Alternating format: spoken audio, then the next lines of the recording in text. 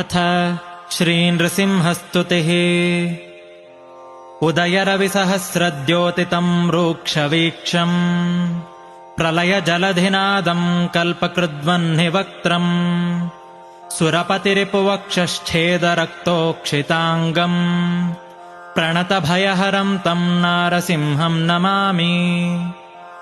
प्रलयरविकरालाकाररुक्चक्रवालम् विरलयदुरुरोचीरोचिता शान्तराल प्रतिभयतमकोपात्युत्कटोच्चाट्टहासिन् दह दह नरसिंहासह्यवीर्याहितम् मे।